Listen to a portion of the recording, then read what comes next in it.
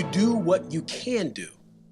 Newsflash, the world is going to move on whether or not the person in front of you likes you or not. But this great country gives us the ability to make our own choices and do what we got to do. So you have to ask yourself, and nobody's saying it's easy, nobody's saying it's a walk in the park, but what I am saying is this: even if you are faced with adversity, you're faced with racism, or you're faced with somebody who doesn't like you for something that you can't control, which happens, sure, it's going to happen, and it's happened in the past, it's going to happen in the future, and it's happening somewhere right now. But the one thing that you can control is what you do about it, your actions about it. Welcome to Crossroads. I'm your host, Joshua Philipp. Today we have with us John Guydon. John, real pleasure having you on the show. Thanks for having me. John's here to talk to us about his new book. It's How the Race Card Has Expired, 4 Steps to Overcoming the Victim Mentality. He's also a motivational speaker, author, of course, and really glad to have you on the show. Thanks for having me. It's why the race card has expired. Why the race card has expired. So why has the race card expired? Tell us. Well, first we have to define what the race card is, right? You know, people use the word and say the phrase, oh, you're playing the race card. But when I talk about the race card, I'm talking about explaining a discrepancy or an outcome solely with the color of one's skin. Tell us about your journey towards maybe the realizations that led to you writing this book. What was it that made you want to write this book?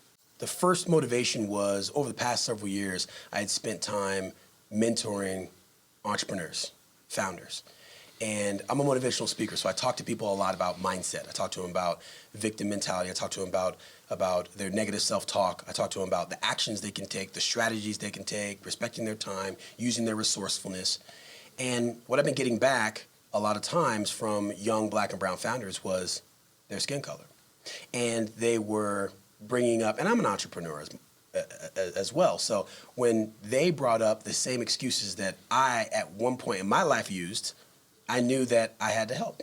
I know you have gone through some experiences. You did a TED Talk not too long ago, actually, where you relayed some of your experiences facing what most people would perceive as racism, but after a bit of looking into the issue and what was behind it, you found that wasn't the case. Can you tell us some of these stories? Well, yeah, I went through a bunch of different examples. Some were my own personal stories, and others in the TED Talk were examples that I found, like the interview between David Webb and Areva Martin. Tell us the story. So David Webb is a radio host, and he had Areva Martin on as a guest. And in my TED Talk, I played their radio interview. So they were talking about his success and whether or not race played a factor. And he just got through saying that he went from one industry to another. He did the work to be qualified to be in each one, and he never saw it as his skin color as the problem. He saw his qualifications the issue and the problem. And Areva Martin, she didn't even skip a beat and went straight to white privilege and said, you have privileges that other people don't have, blacks don't have these privileges, and you can do all these things. And he says, how do I have white privilege? And she doubled down. By virtue of you being a white male, you have all these things. And then he let her say it. Then he said, Areva, I hate to break it to you. You should have been better prepped. I'm Black. It's just like, wow. Interview over. Yeah. I know you had a story about one of your investors as well. Tell us what happened with this. Yeah, so this was when I was an entrepreneur. I was pitching investors. I was trying to make it out there like an entrepreneur, like most are, and I wasn't really getting anywhere. So I decided to play the race card a little bit. So the next investor meeting I had, they asked me how fundraising was going, and I said, well, you know, it's exceptionally difficult for people that look like me to raise the money we need to get things going, but with your support, it'll go a long way. And they said to me, you know, John, I loved your presentation, but I got to tell you, I will not invest in your company. And he went on to tell me why. He said, out of all the things that we consider as a factor, you bring up the one thing you have no control over. And he told me, the last entrepreneur he met with had met with 400 investors. That was his 400th investor meeting. And he was convinced that that entrepreneur was going to do anything it took to be successful. But me, he looked at me and he said, you? Not so sure. That hit hard. That's it. That hit hard. In other words, was he suggesting that you've internalized a perception of failure over something you can't control? Is that what he was suggesting? Well, at the end of the day, regardless of what you look like, being an entrepreneur is very, very difficult. So for you to throw on top of that and say, you know what, I have this additional thing hanging over me that no one can define or specifically call out or do anything about, that's unnecessary. Now, here are the facts. At that time, I had pitched 30 investors, 30 compared to 400. So I felt pretty bad about myself. Like, wait a minute, I'm complaining and I've only pitched 30 investors.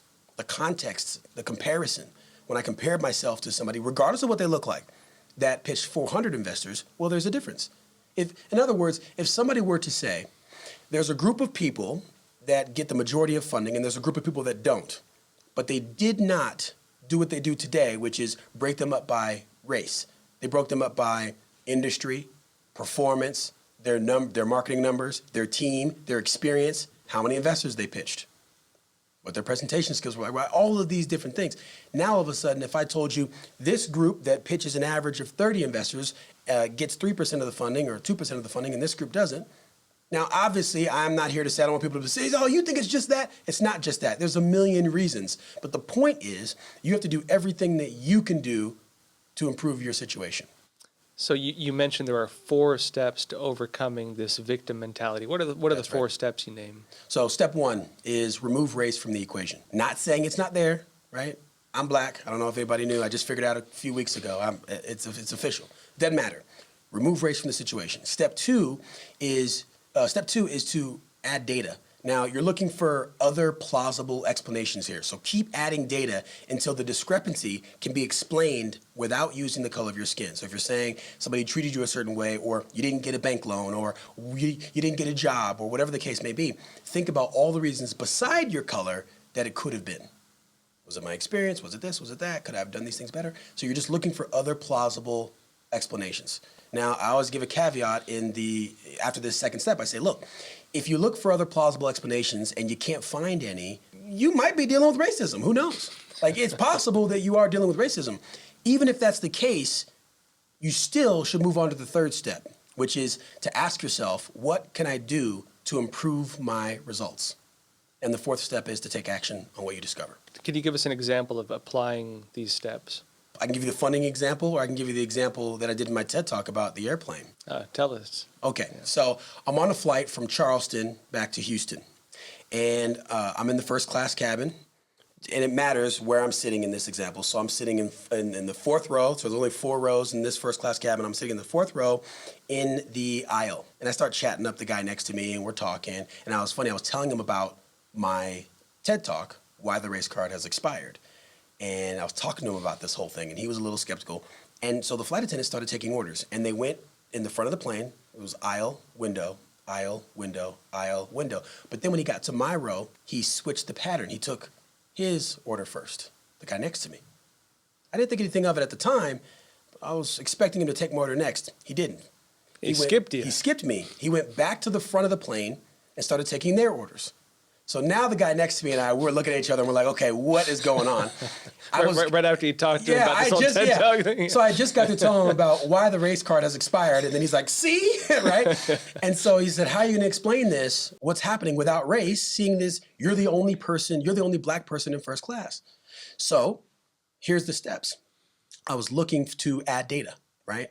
So I asked him, when he finally got to me, he did take my order last.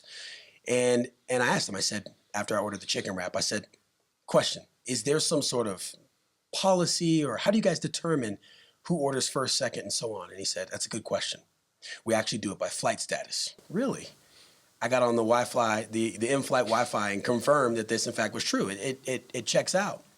And so that particular flight, I had the lowest status. Simple as that. So there's me finding other plausible explanations. Now, is that to say that flight attendant's not racist? I don't know, maybe he is racist. I don't know that though, right? But you're looking for other plausible outcomes. Now, when it comes to the idea of overcoming the victim mentality too, there is racism out there. There are jerks out there. There are guys who will fight you just for looking at them. There are guys who will hate you just for being who you are. Should we let that affect us? I guess is one of the big questions. Some people are just jerks. Are you going to live your whole life because jerks change your whole life because jerks exist in the world? Right. You're going to let yourself never, really get out there and try to make a difference for your own life and your own well-being because some people don't like you? Exactly. Right. What I'm focused on is improving your outcome. So what is the thing that you can do to improve your outcome. And focusing or arguing for your limitations ain't it. And so when you're talking about overcoming this victim mentality, I think part of what you talked about is getting rid of the perception that people are going after you based on race. I mean, of course, you could say that sometimes maybe the guy is racist. What does a person do? Well, they are still racist against me. What is then the course of action for that person? Do they just move on with their lives? Do they try to confront it? Exactly. You do what you can do. Newsflash, the world is going to move on whether or not the person in front of you likes you or not.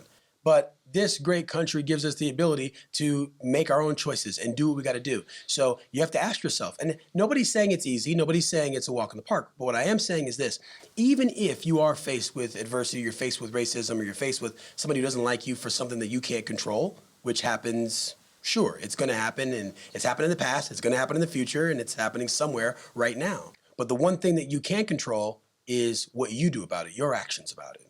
There's a guy, a good friend of mine, I call him Fast Freddy. Before the legalization of marijuana, he used to ship it in unconventional ways, which is not exactly legal. It's a nice way to put it. Yeah, so he'd move some product around in ways that he was an unlicensed pharmacist. Yeah. Yes, exactly. Yeah. So he wasn't shipping Christmas presents. He was it was something else. So he did time in the federal penitentiary, right? So now he's a felon. He gets out and he's got this idea. This big idea for this business. Now, with all the stats and with all the rhetoric saying racism exists and this and that, so you say, okay, here's a black man. On top of that, he's a felon, right? And now he's got a business that he wants to launch off the ground, and he's got to go get investment. What most people would do, and what a lot of people do, is they argue for his limitations. And he had every reason to have an excuse, if you will. Oh, well, I'm black, and plus I'm a felon, nobody wants to invest. You know what he did? He hustled. He figured it out. So instead of saying, I can't, and I tell people this all the time, it's a real powerful shift in perspective when you change from I can't, which is a limiting statement, to how can I? I can't. As a black felon, I can't get investment for my company. I can't get my company off the ground. That's not helpful to anyone. Now, let's rephrase that. How can I? I'm a felon. I'm black. How can I get my business off the ground?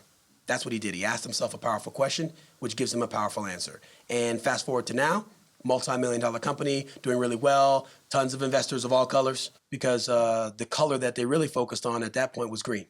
He had momentum. He had market share. He showed the competence. Just because you dealt in marijuana, let's say, you know what he does know? And this is a dope boy on the street knows the same thing. You know what they know? And John Hope Bryant said this: supply, demand, distribution, scale, right? They just don't know it in the right industry. There you go. So he was just a small business owner in the wrong business. Yeah, sure. Yeah, those same skill sets were there. It's true. One of the messages you have is, you get hit by something, you don't just give up. You get back up and take it again, right? Tell us about this new motivational program you're launching and what the idea behind it is. My focus is helping people master their next play. And it's got a sports analogy for a reason. I did play college sports. I played football for University of Colorado. And the original concept was when I discovered some of the challenges that student athletes were having after they graduated. So they had a playbook for success when they were in school, and then they got out of school and they didn't know what to do. That really works with everyone. Meaning, if somebody had a rough upbringing, or they had a one-parent household, or maybe they didn't have the right role models, or they didn't get the fair shake in life, there's nothing we can do about that. But what we can do is help them make their next play as best as it possibly can be. So I want to help people, what I say, master their next play, which is literally maximize their success in their future. That's financial literacy, that's learning life skills, that's understanding that there are tons of opportunities out here. Mike Rowe talked about this. Millions of jobs in the trades going unfilled. You don't even have to go to college to make six figures. Don't talk to me about being held back. You don't even have to go to college. You can go to trade school, become a plumber, and make six figures today. This is an interesting concept, is how do you treat the limitations you feel you have in life? And how do you treat even some of the troubles you may have had as a kid that may affect you as an adult? When people come from rough backgrounds, you see two different types. You see people who let themselves be destroyed by it, and they never overcome it. And you see people who use that rough upbringing to actually improve themselves. They use it as almost like a step to become something better. Mm-hmm. And at the same time, too, even some people who are really well off have really unhappy lives. That's why you got these crazy rich actors and actresses who are depressed and can't sleep at night. Just because you have money and success doesn't mean you're necessarily happy. How do we as a culture deal with detrimental hardships or upbringings or things like this? How do we overcome that? I guess what's your message in terms of that? It's not a cultural question. It's an individual question. I can't say how an entire group of people is going to overcome a hardship because we all have different ones. It's an individual question. We have to separate fault and responsibility.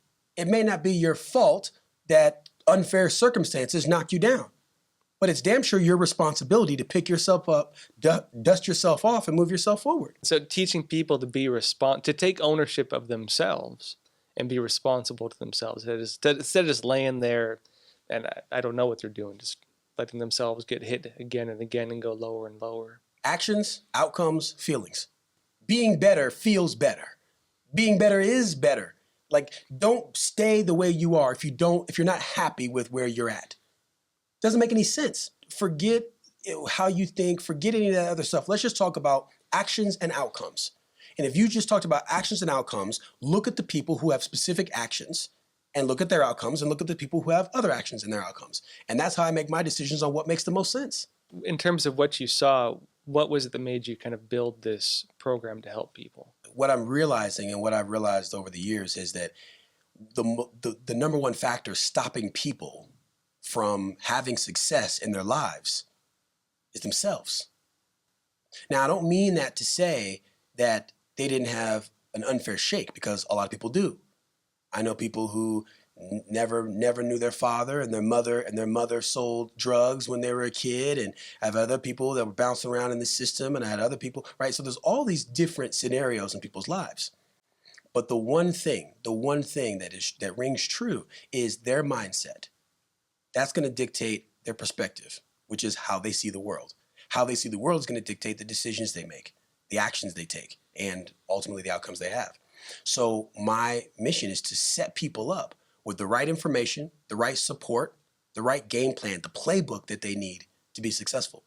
I'll tell you without a doubt, if you live below your means and invest the difference, you will build wealth. On record, write that down. Live below your means, invest the difference. Doesn't matter what you look like. Promise you it works. I know there are a lot of people, we talk about the race card and things like this. There are a lot of people who believe that racism is institutionalized, that the system is rigged against them. They might in their hearts want to overcome it, but they don't feel they can because they believe that the system is not open to them. What would you tell someone in a situation like that? Well, I would advise them to get out of their own way. Systemic racism.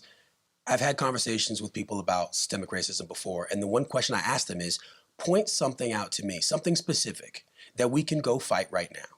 Tell me something specific that we can go address that's going to improve your life more than you can. And I haven't found somebody who can give me something credible that you can go use. So instead of talking about something like the rain, it's raining. What can you do about that? You can't stop it from raining, but you can get an umbrella. You can get inside. You can move to a different area. So let's focus on the things that you can do instead of the things that you can't control. Let's just say for a second, let's just imagine for a second that there are a bunch of things that can't be defined, can't be proven, that are there, lingering in the backgrounds and in the shadows, designed to hold certain people back. Let's just go with that notion for now. What I would do is gather up all the people who somehow, miraculously, have pulled themselves out of that scenario, and let's figure out what the common theme is with all of those people. How'd you do it? I would also ask, is this system, this systemic racist system, does it skip over individuals that their parents were African born or they were born in the Caribbean, Jamaican born, because they outdistance American born blacks by a large margin? Ghanaian Americans, Nigerian Americans, some of the last records I saw, they out-earn their white counterparts in family income. So Did the systemic racism, does it skip them? Is it just for born blacks or, right? And so I'm skeptical because it doesn't work across the board, which leads me to believe that it's not actually, it's more or less my reaction to a thing. Now, I'm going to be fair and say this. I think that there is learned helplessness, right? There was a study done years ago. I'm going to get in a bunch of trouble for using this example. It's going to trigger a bunch of folks, but I'm going to use it anyway. It was 5 monkeys in a cage, because people go, monkeys, what you trying to say? Whatever. This is an example. So it's 5 monkeys in a cage with a ladder, bananas at the top. And whenever a monkey would climb the ladder to get the bananas, they would spray all the monkeys with cold water. Monkeys don't like that. And they continued to spray these monkeys with cold water until they were all conditioned to sit there and just sit around, even though they were hungry. And they wanted those bananas, but they would not go get them.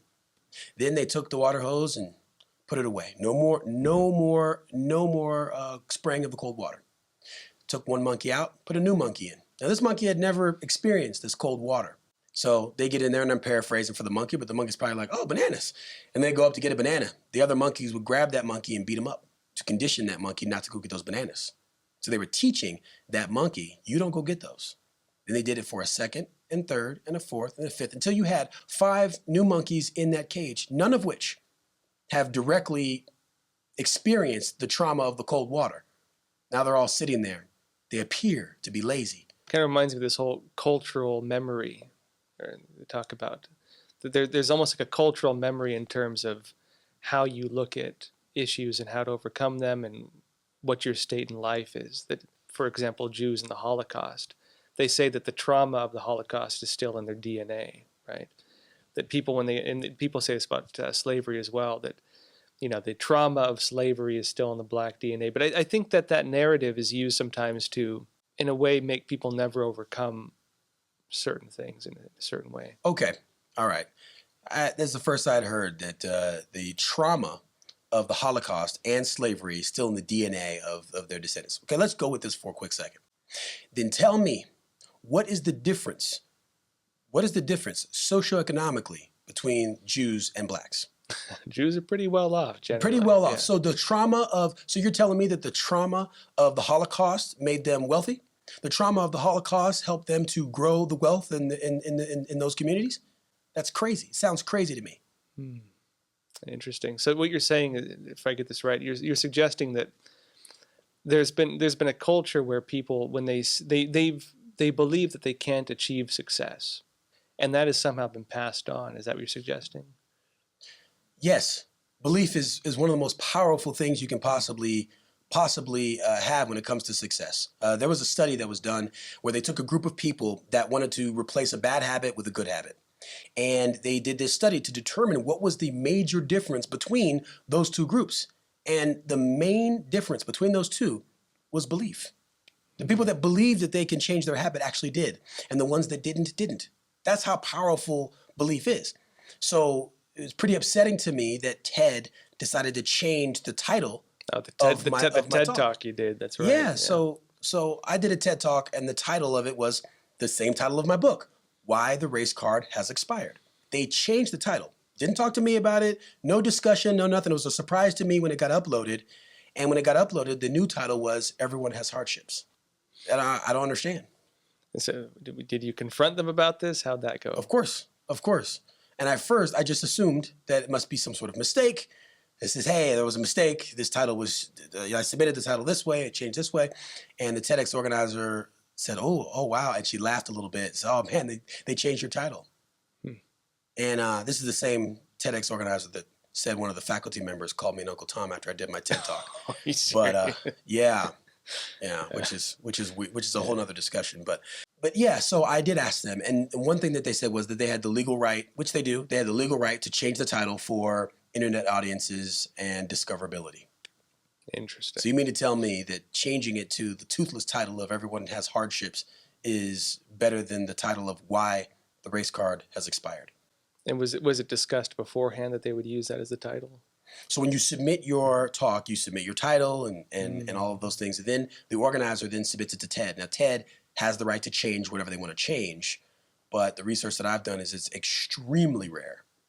And when I look at the sample size of other talks that have titles with all sorts of words in them, that some similar words and phrases and all sorts of stuff, it still leaves me scratching my head as to why they changed my title. But it's my belief that somebody there didn't like the message, and they wanted to change the title. Because when I approached them about it, they did not want to work with me about any alternate titles or anything like that. There was no discussion. It was, do you want to unpublish? Which, take the video down. That was it.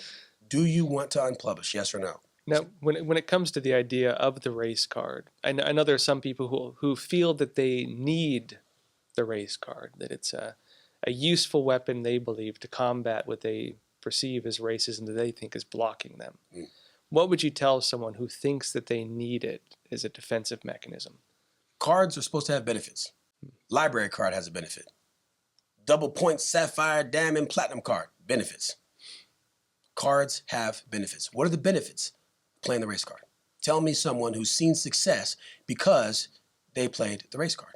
Yeah, I can't think of any, to be honest. Yeah. I want people to live the best possible life they can live. I want them to have the best possible outcomes that they can have. And in order to do that, they have to take full ownership of the outcomes in their life, full responsibility for the things that happen in their life. Now remember, separate fault and responsibility. I'm not saying that everything's your fault, but I am saying that everything pertaining to you is your responsibility. Example, if right now I kick you in your knee, I'm not going to do that. But let's just say I kick you in your knee real hard to the point where you had to get surgery. You have to go to the hospital. You got to go to the doctor. You go to the surgery to get your knee fixed. Now you have rehab. You got to go. You got to miss appointments. You got to change your whole life around. Is that fair to you? No, for no fault of your own. You didn't do anything. You didn't say anything. I just kicked you in your knee. Yeah, I'd say that's unfair. Right. Yeah. But it's your responsibility. I can't fix your knee for you. I'm not a doctor. I can't do the rehab for you. I can't rebuild the muscles around your knee. I can't help you walk properly again. I can't even help you with your crutches. There's nothing that it's not my responsibility. It's your responsibility, even though it might be my fault. I guess just as a last question, if you were to leave people with one message in terms of what you're hoping that they take away from this, what would it be? One thought would be that let your mindset be stronger than your misfortunes. Let your actions make your intentions clear. Right? Your strategy needs to be better than your setbacks. When you respect your time as much as you respect your money, when your environment supports your goals and you're hanging around the right people and doing the right things, when your resources pale in comparison to your resourcefulness, when all those things are lined up, you'll be in a much better situation. Being able to blame a situation or say that a situation is because of the color of your skin, I think better of you. And I think that you're capable of more than that. I'm on your side. But if you're playing the race card, you're not. Great. So, John, where can people find your book? They can find my book at johnguydon.com. That's JOHNGUYDON.com, johnguydon.com. And there's a link right at the top that says books. And also your leadership program, is that on the same website? Absolutely. Everything's at johnguydon.com. My speaking reel and all the things that they can interact with me there is all there. All the social links and all that. Great, John. Real pleasure having you on. Oh, thanks for having me. Yeah, real pleasure. Thank you.